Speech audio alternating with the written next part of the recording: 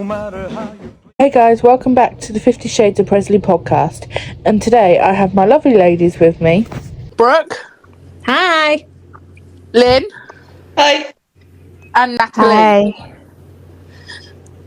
And so, Brooke, do you want to go first and tell us what you found?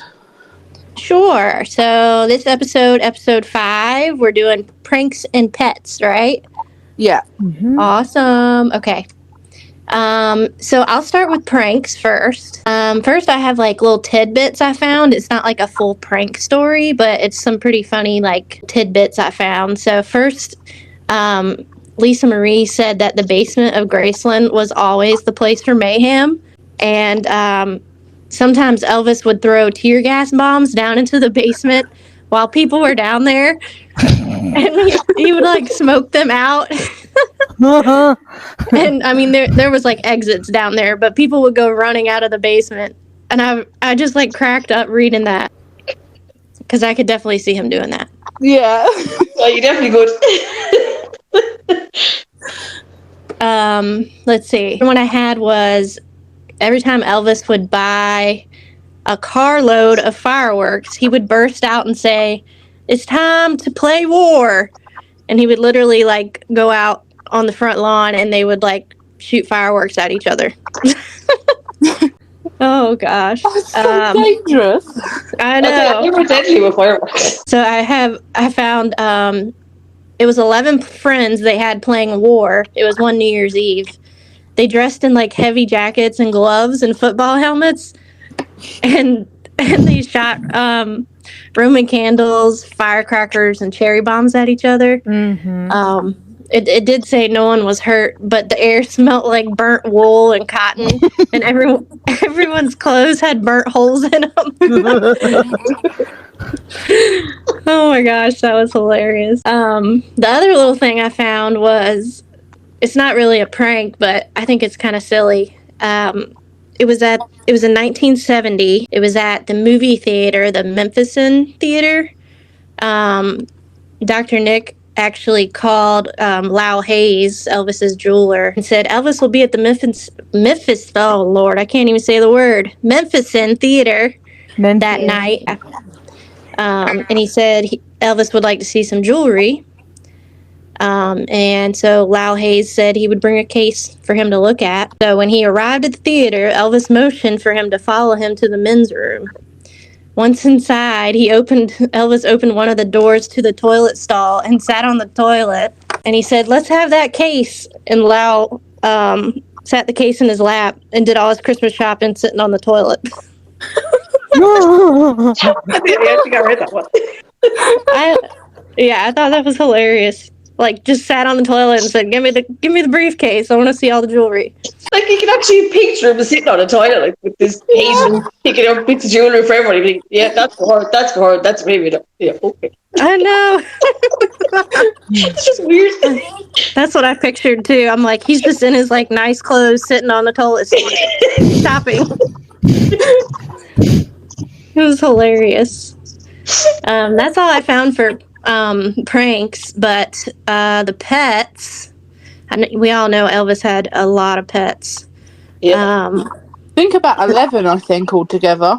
What I found it was about 11. Yeah, was it like 11 dogs or was it all? I think that like, was 11 dogs. Pets? Yeah. Yeah, he had other pets, yeah. Yeah, he had other pets, but I think in total there was 11 dogs. Or 11. Crazy. But I did find some of his dogs. He had a basset hound named Sherlock. He had 2 Great Danes, Snoopy and Brutus. I like that name. There's a picture Brutus. somewhere of Lisa with them 2 dogs. There's a picture Aww. when she was younger. Yes, I think I know the one you're talking about. He had a dog named Get Low. It was a chow. Wasn't that when he was with Linda? I think so, because it said the dog had bad kidneys and he sent him to Boston on his personal jet to receive treatment. And then after a few months, the dog ended up passing away after his treatment. But it showed how much he loved animals to actually fly that dog on his personal jet to go get treatment. True. Yeah. Exactly. And he also gifted dogs to his loved ones. We know that. Yep. Like his aunt and Didn't he give mother. one to his? Yeah, I was about to say his mum. Yeah. Now I did get some. No, we know he had exotic pets.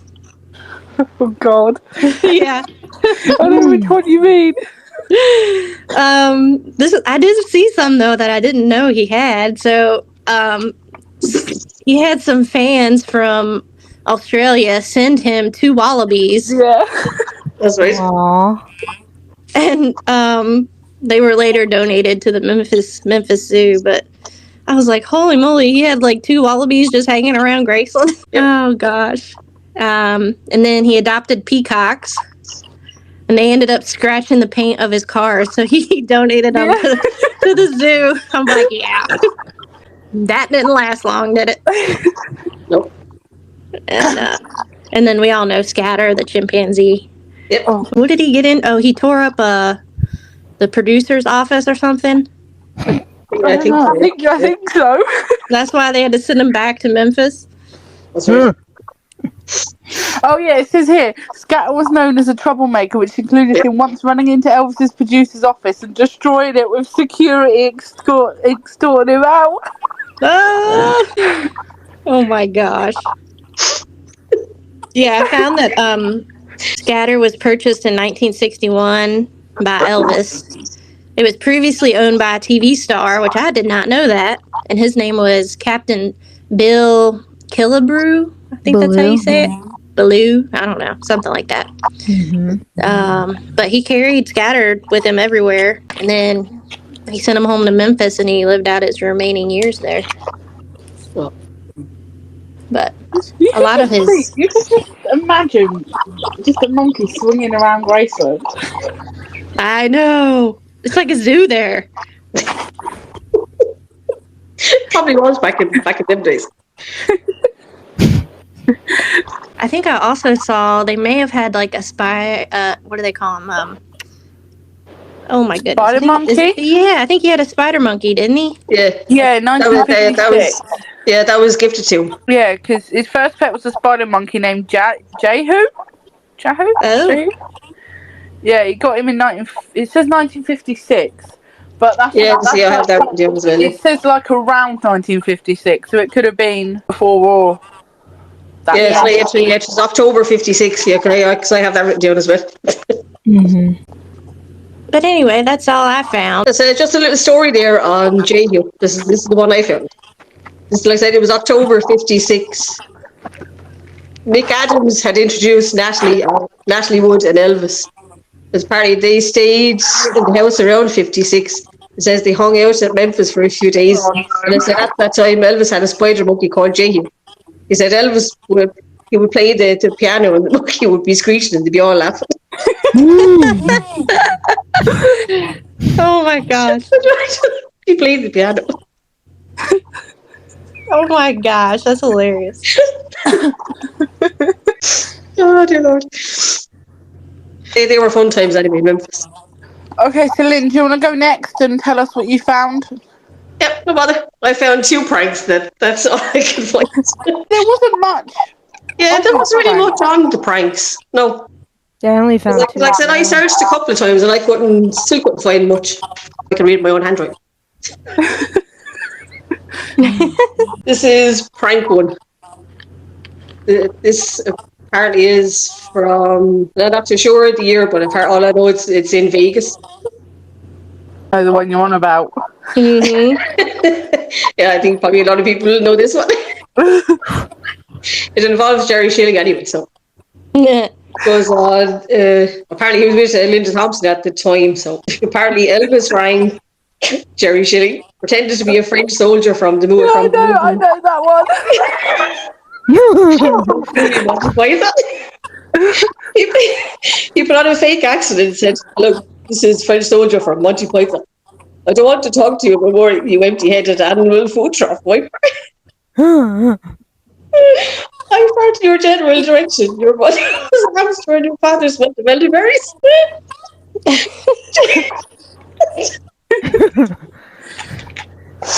Oh dear Lord. So Jerry was confused and was annoyed. He had no idea who it was. He hung up the phone thinking it was just the wrong number or a prankster.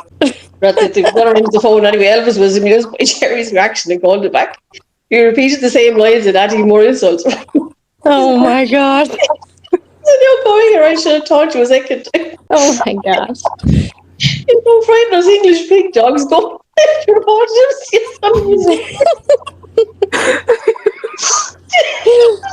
I don't know what you said. Okay. Jerry was getting angry and frustrated. He still didn't recognize Elvis's voice. Oh my gosh. I just need this happen. As he yelled back in the corner until he's leaving below. Stop bothering him. I was going to say his laughter anymore. So he revealed his identity and he apologized. I can't wait for the tears. Oh dear Lord. I just love how much she's laughing.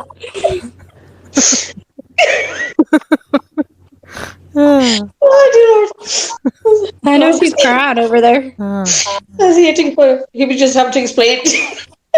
Oh God. So then he invited Jerry to come over to the hotel and they watched the movie together. And Jerry was relieved and amused by Elvis's joke and accepted his invitation. Joined him in his hotel room. So they watched the movie Monty Python and the Holy Grail. As I said, no, they were laughing for the rest of the night. Imagine Elvis prank calling. Yeah. Oh, I was like, I see through the tears. Oh, that's so funny. You've probably heard of Prank 2. This is from Red West. If anyone knows this one. Oh yes, I know which one. I know. I don't think I know it. Don't you? But I'll just listen. I have all this. No, this is very long. It might take a while. It's okay. Again, this is after another Vegas concert. It involved blank bullets and a fake shooting after a concert. Whenever it got intense, we'd figure out a way to lighten things up. And with that, Elvis had meant spreading around some mischief. West Road one time in Vegas, Elvis and I worked out a plan that would involve some fun with the stamps, the quartet, the backing room. Oh, I know which one this is. Because usually Presley and the Stamps would kind of like hang out after the concerts in Presley's suite. But the singer decided to have a bit of fun with them one afternoon. He staged a fake guns around the group with a little help of his personal bodyguard. He put the singers aside and said, "Boys, we've got another threat. You stay behind me as we go up to the suite. Just follow my lead." West wrote earlier that I'll get some blank bullets. The second bit reading all right. So he called Sonny and two other security guards who were in on it. Says bodyguards usher Presley and the Stamps up to the 30th floor of the building where the smoke was. Everyone was in on the joke except for the Stamps. Meanwhile, one of Presley's associates had snuck into the suite and pretended to be an intruder. He then jumped out and screamed at the group the blind books. JD, the Stamps pushed Elvis to them. JD's nephew, Donnie Summer, tried to jump over the he's knocking over bottles and banging his knee up. Slid over to the other side of the bench. Give me a gun, and the tenor who was religious found a place to pray.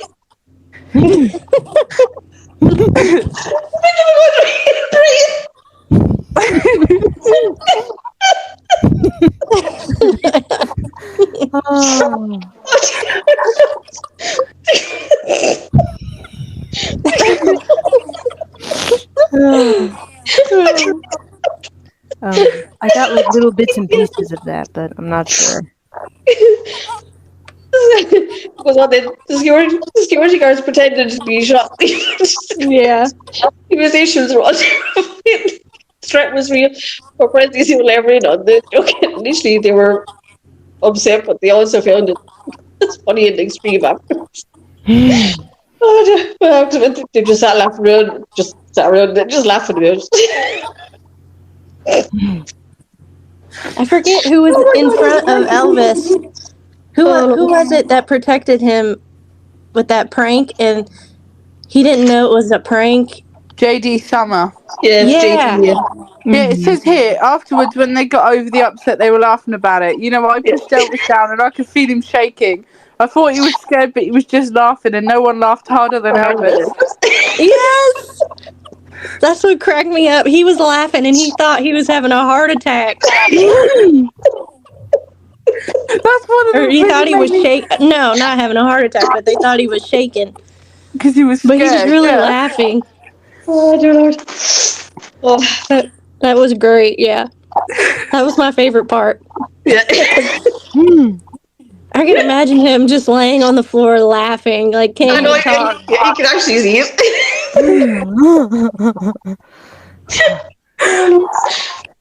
Listen, on the pets, I have a few, but we probably already know these anyway. As I said, there was 11 dogs, the Bassethounds, Great Danes. They were named Oswald, Bush, and there was another dog Yeah, they called were, Michael Edwards. weren't the Oswald and Whoosh named after the Happens World Fair characters? Oh. That's what I've read. He had 3 dogs named after the characters in the musical. Yeah, but Brutus appeared in Live a Little, Love a Little. Yeah, So the dog in that, yeah, that's Yeah. Brutus. Oh, That's that their dog. doggy. Yeah. Oh, I did Yeah. not know that. Yeah. Because apparently they had, like I said, they had monkeys, wallabies, parrots, peacocks, horses, donkeys, ponies, chickens. Yeah, I forgot about all the Horses. normal ones. Yeah, The Because of chickens course and the horses. yeah. But I think the chickens were Gladys's, I think, weren't they? Yeah. I think so. Yeah. That's all I could find out was Snoopy was Lisa's favourite pet. Gladys had Sweepy in 56. Yeah. Domino was Priscilla's horse. Oh. And Lisa's horse was called Mariah. They said they had other horses that lived in the barn. They were Tucker, Candy, Bandit, and Max. And it was just the monkey Jehu. The only other thing I could find was Vernon raised hogs. They said Elvis had a turkey called Bowtie. Oh, that's something I didn't know. I didn't know that either. That's what I found out. They said he also had a minor bird, a parrot-like creature with reasons why Elvis couldn't answer the phone. Oh, yeah. I didn't want to tell you why Elvis couldn't answer the phone. Why couldn't he answer the phone? Oh, because it was wasn't it repeating phrases like Elvis isn't here or Elvis isn't asleep? Oh. That Yeah, I was think so, repeating. yeah. That's hilarious. Yeah. Because didn't it live in a cage in Elvis's kitchen? So that's why. Yeah, I think so, yeah. That's why it was repeating. Yeah, because there's actually a phone in the kitchen. Isn't there? Yeah. Yeah, That's awesome. but that's all the information I could find out. I couldn't find out any more information on any pets. That's about it. So Natalie, do you want to go next or do you want me to go next? I'll go next because I only have like 2 pranks. So this was from a book excerpt from The King and Dr. Nick by George Necropolis. So this is a story behind the ski mask that he was wearing when they went to, I think, Colorado in 1969. So yeah, I heard about that. I know this one. yeah, so we finally arrived at the hospital. I pulled out my Blue Cross Blue Shield insurance card with Elvis Presley Enterprises printed on it and handed it to a busy receptionist. She must have thought she was being cute because she smirked back, "Yeah, so where's Elvis?" Still wearing the ski mask, Elvis looked all around, left and right, up and down, then answered mischievously, "He's here somewhere." "And who are you?" replied the receptionist. "The Lone Ranger," Elvis replied, a matter-of-factly, but she had already turned to her paperwork, paying no attention to the silly masked man. The Lone Ranger. And then this was from Christmas. So that same Christmas we went sledding. It was icy and I was a little nervous, so my father pulled my sled along rather than let me take off on my own. Then he gets on his sled, lays flat on his stomach, and aims for the steepest part of the driveway. He's racing down the driveway when he hits the curb, flies off the sled, and lands on his stomach. We wait for him to get up, but he's not moving. He's laid out there like he's dead. I start to scream. The boys come running. When we get to him, someone says, "Don't touch him," before we call a doctor. He's still not moving, doesn't even look like he's breathing, when suddenly he jumps up and starts laughing. So that was from Lisa Marie. I heard that one. And then there is about his monkey. I can totally see Elvis doing that too, though. You know, jumping up. He would absolutely scare the shit out of you, thinking he's dead. Yes. And he'd just go, Yes. I'm fine. And his monkey scatters two things. One, I think he would look up women's dresses, and they also gave him alcohol, which is not right. So but let's see. In the early 60s, Elvis Presley's Memphis Mafia, editorial license taken here, took on its most problematic and entertaining member, a 40-pound chimpanzee named Scatter.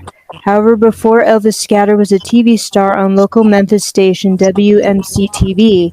The program, hosted by Captain, actually he preferred it spelled CAPN, Bill Kilbrew. Well, actually wasn't really a captain of anything.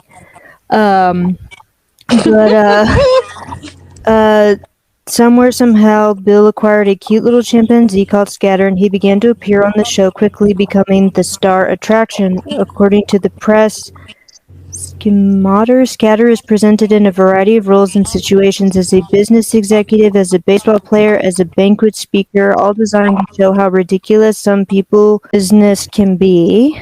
After about a year, Bill Baru, who featured both Scatter and his brother Chatter on a Memphis children's show, wanted to pare down the act and approached Elvis about buying the chimp as a companion. I guess he figured Graceland was the kind of untamed place where a monkey would feel at home, remembered Alan Fortress, and Elvis would adore Scatter's early incarnation. J. Hugh was an easy mark. Let's see. The chimp even went along with Elvis, went to Hollywood, and that prompted Bill to complain to reporters I'd been on television for 11 years. That dad-blamed monkey was only on television for 1 year. Now he's in Hollywood, and I'm still a broken-down bread salesman.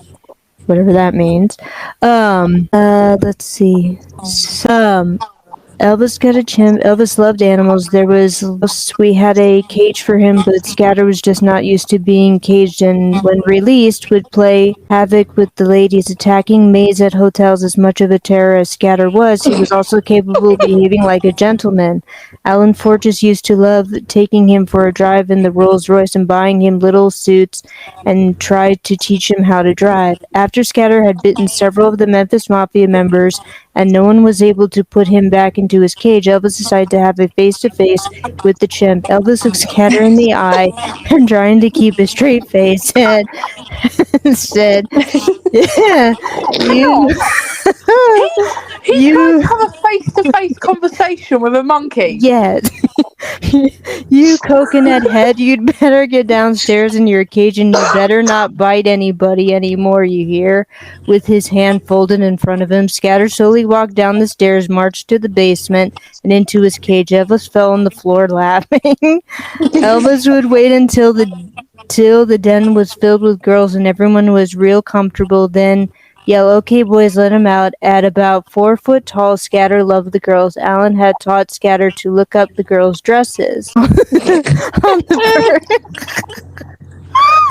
Oh my god. On the first night, Patty Perry was a guest and she didn't know about Scatter, who made a beeline for her, his arms waving and screaming and trying to look I tried to look up his address. She told him to stop, but Scatter was determined to get his way with Pat. She told Scatter, "You do that one more time, and I'm going to knock the hell out of you." Well, naturally, Scatter did it again, and Pat got on her knees and hit the chimp under his chin.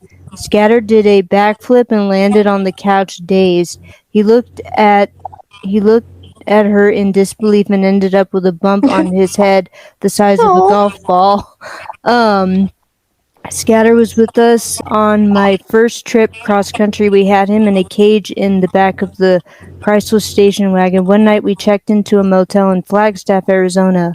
The chimp stayed in Alan and Lamar's room. All night long we heard Scatter going ba dum, just running back and forth in the room. The next morning Lamar said in this real quiet voice, "You need to come in here and see this." Scatter had gotten up on the drapes and started swinging on them, and they were partially pulled down, and he'd shit all over them.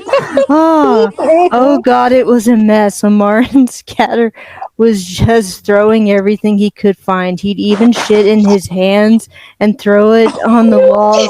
I said, "How do you think we're going to get out of here without paying for this?" Lamar said, "Don't worry about it." So we closed the door and went and had breakfast at the restaurant across the way. Give me a second. Okay, so just about the time our food came, I looked out the window and I said, "Oh my God, the Mexican maid was knocking on the door." We all jumped at the same time and tried to yell at her, but it was too late. Before we could even get out of our chairs, she'd walked in and closed the door to start making up the room. It was early in the morning and the room was dark. Well, you can picture what it was like for a Mexican maid to open a motel room door in Flagstaff, Arizona and find a chimp inside. Scatter ran across the room and lashed onto her, and she went bananas. She started screaming the most blood-curdling yell I've ever heard. We ran over there, and God, that was the funniest sight. That maid came flying out of that room with Scatter wrapped around her like a damn boa constrictor. He jumped on her back and fastened his legs around her waist and put his hands over her eyes so she couldn't see. We peeled Scatter off her, but then he bolted out the door and went tearing out across the across the porch. I don't know. I don't know how to pronounce that. Which ran over the shed in front of the hotel. We went right up the drain pipe and over the top. The maid was still screeching, and Scatter was on the damn roof dancing up a storm, laughing at us. Alan said, "What are we going to do?" I said, "Go get in your car and I'll go get the station wagon.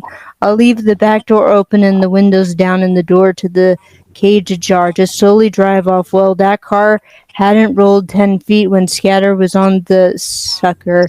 He thought we were going to leave him. He stuck so tight he looked like adhesive tape. No. We paid when we checked in, so we took the keys and threw them on the front desk and just took off before anybody discovered how bad it was. Okay, I'm almost done. As much of a terror as he was, Scatter was also capable of behaving like a gentleman and lacquer. We came home one night on Belago Road and found that Scatter had bitten Jimmy the butler real bad. Elvis was furious. Jimmy and Lillian were all upset and yelling and threatening to quit if Elvis didn't get rid of him. Scatter was upset too. We kept him in the basement underneath the steps, and Alan tried to get him to go downstairs to his cage, and he wouldn't. Elvis finally calmed down, and he walked up to Scatter, and he stood over him. Scatter was on top of his cabinet, and he looked up at Elvis with those innocent eyes, and all Elvis did was stare at him, trying to keep a straight face. Finally, Elvis said, "You coconut-headed little motherfucker, you'd better get downstairs in your cage, and you better not bite anyone anymore either." Scatter hopped off the cabinet and he slowly walked downstairs. Taught him a lot of things, but he learned some on his own. When a woman got up to go to the bathroom, for example, he'd run and hide behind the bathroom door, and in a minute we'd hear this god-awful scream and this frantic grabbing of the doorknob. It was like jerking the door off the hinges. The girl would bolt out of there screaming her head off, and Scatter would come waddling after her. One time, this big tall girl named Pat Perry was over at the house. One of Scatter's favorite pranks was to lie on his back on the edge of the couch so he was half on the couch and half off. And when a girl walked by, he'd crook his finger under the hem of her skirt and stick his head up there. He really had a thing about that. You can imagine how it went over. That's one cheeky monkey. I can't get over that he had a full-fledged conversation with the monkey and was teaching it to drive. Dressing it up. I know there's a clip somewhere, and Elvis is in this. I think it's the blue suit with the black pipe in. And I think it's a rehearsal. Now, I know it's in Vegas, but when he was going around shaking everyone's hands, but when he got to Jerry, he pulled away. And then, Yeah, I've seen that one, yeah. oh, that clip gets me every time. And then there's another one. Everyone will know what we're on about in this. Elvis is in this white suit and he's on stage. And this is in Vegas, and he's with, I think it's the Sweet Temptations, I think. And he was singing, and as he was singing, he went over to, I think, one of his backing singers. And he looked at him and went, no, I'm not going to do anything. And then he stopped singing and goes, bruh! And he scared the absolute life out of her. But what gets me is when he walks away and he tries to sing, but he just loses it. Like he just can't. He's trying not to laugh, but then he just can't. I love that clip. Oh god, that clip. Same. He had a border collie named Baba, and that dog made an appearance in Paradise Hawaiian Style in 1966. And obviously we know about the peacocks and the spider monkey and Scatter and the wallaby. But he had a cat named Wendell, and he named it after a who co-starred. Wendell, named after Wendell Corey, who co-starred with him in the film Loving You. And he had a poodle named Duke that he was gifted to his mum Gladys. The pooch's name came from the legendary actor John Wayne's nickname. Which I didn't know John Wayne had a nickname. Same. But I'm going to cut some of this out. Let's see what else. Oh, this bit got me, right. So Elvis was given some, I don't know if anyone said this, Elvis was given some donkeys, but the fence around the property wasn't finished yet. He kept the donkeys in his new empty swimming pool.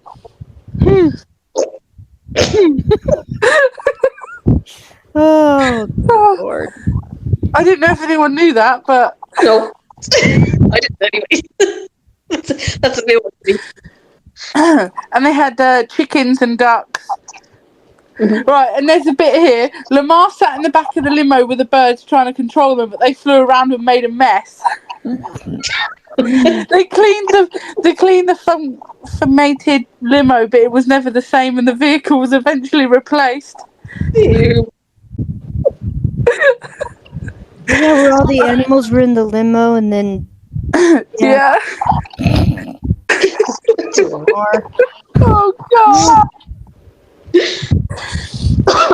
So he owned several horses in his lifetime, and one of them was his favourite, called Rising Sun, and it was a golden Palomino horse. And he also had a Tennessee walking horse named Bear. Yeah. He had a few of them. And Elvis once put his daughter Lisa Marie on a Shetland pony. And brought Lisa and the horse into Graceland. I don't know if anyone said this. Well, I think I know what this one. Elvis once put his daughter Lisa Marie on a Shetland pony, Mariah, and brought both Lisa and the horse into Graceland for his grandmother Minnie May to see. It was a fun idea until Mariah had a little accident inside Graceland, which Elvis had to clean up.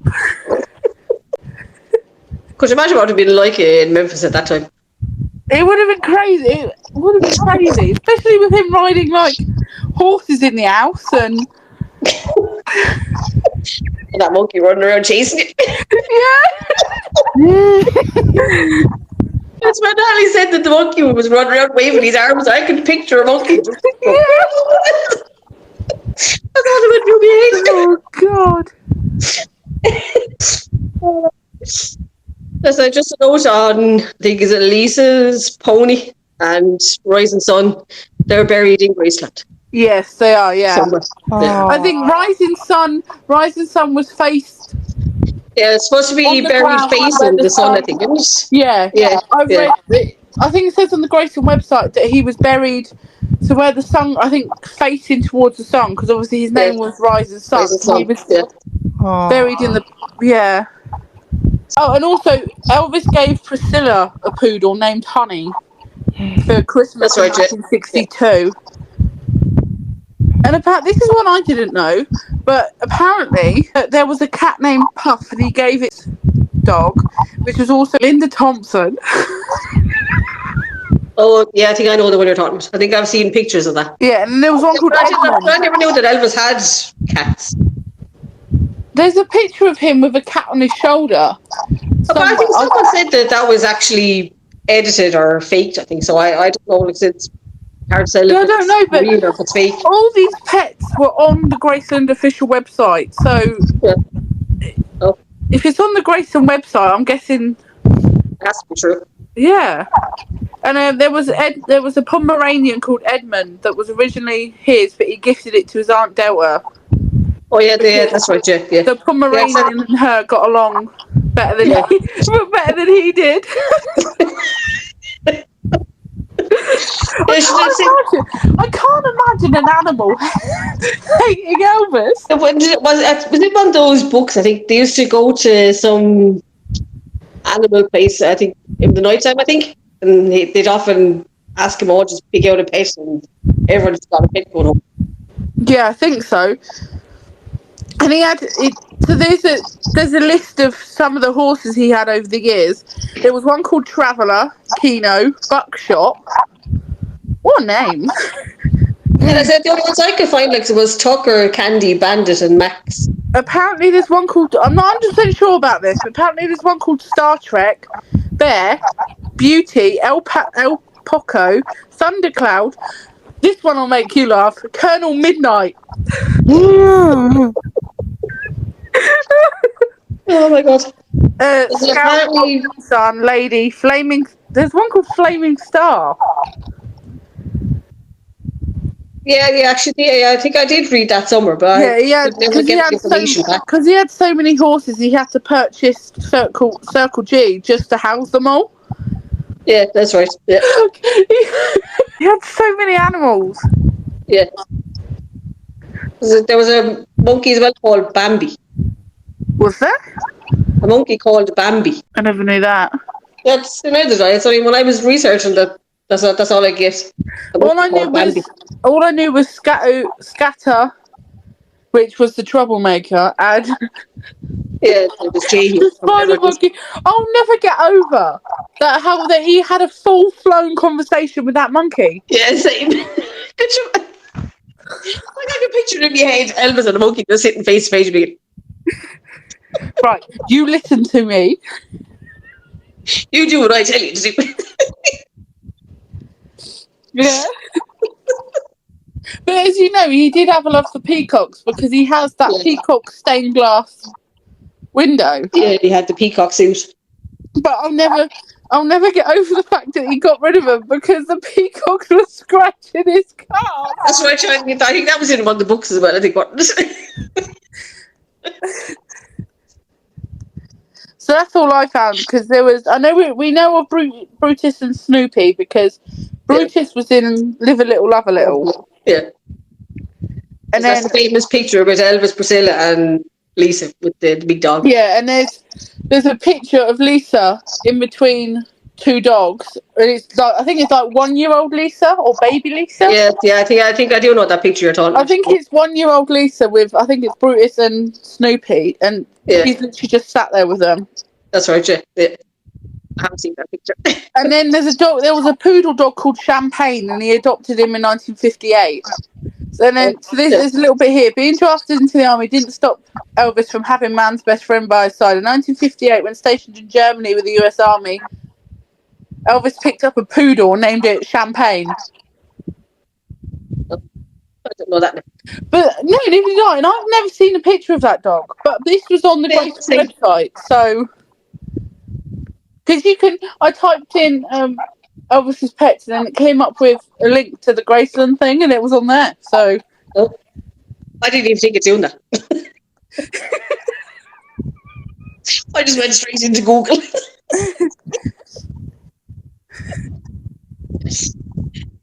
Can I just say one little story that happened in Germany? I probably told this before, but it's in a book.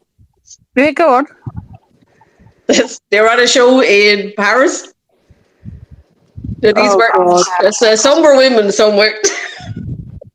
But apparently, one of the lads took a liking to a certain colleague during the night. They were could kind of spend the night together, and one thing leads to another. But they came back. I think it was the following night. So Elvis said to, I think it was Lamar at the time, and he said, "Oh, yeah, she's waiting for you in the car outside. Why don't you go out to her?" And he got into the car. Obviously, one thing led to another. Turns out she was a man. No. No. Wow. See, I Elvis had set the whole thing up because he knew all along. She was. Imagine the face on that poor man. He went in for a feel and felt something like a bulge. oh no. When I read that, I nearly fell off the chair with laughing. Oh my god.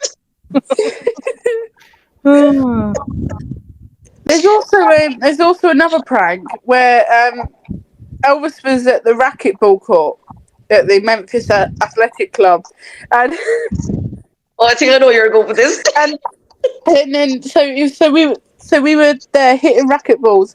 About 25 minutes, they finally decided to come into the court, and then Elvis hits that ball so hard it bangs the door, and then the instructor shouts, "What the heck?" So then, thinking that was something going on, the racket teacher said, "Wait a minute, you guys told me to come." And then Elvis said, "No, what are you doing with her?" So obviously this was when he was, I think, with Linda at this point. So my face turned really red. This was just Elvis, but I got him back though. We were on Lisa Marie one night. I know this. This made me laugh. He was in the back of the plane and I'm sitting in the front of the plane and I was in the cockpit playing around. The pilot told him, "We're going to get ready to go over Niagara Falls." One side was lit and the other side wasn't. So the King's valet thought he could get the star back by pretending to be the pilot, and the announcement to the passengers said on the Lisa Marie Income, "If you'll get on the right side of the plane, it's perfectly lit up tonight. It's beautiful." As predicted, everyone on board went to the wrong side of the plane, missing the falls and seeing nothing but the pitch black nothingness. This has included Elvis on his bed and the Memphis Mafia members at the back of the plane with him. The valet remembered it's pitch black, and I got this call up to the cockpit, and it's Elvis. The pilot handed me the phone, and Elvis told him, "I need you to get back here. Boy, you're in trouble." And then so Elvis said, "Sam, do me a favour. I don't mind you playing jokes, but let me know when you do this crap so I don't look so stupid." Oh God! You know what we're doing, right? I never would have thought he would have fell for that. Yeah. Things you do.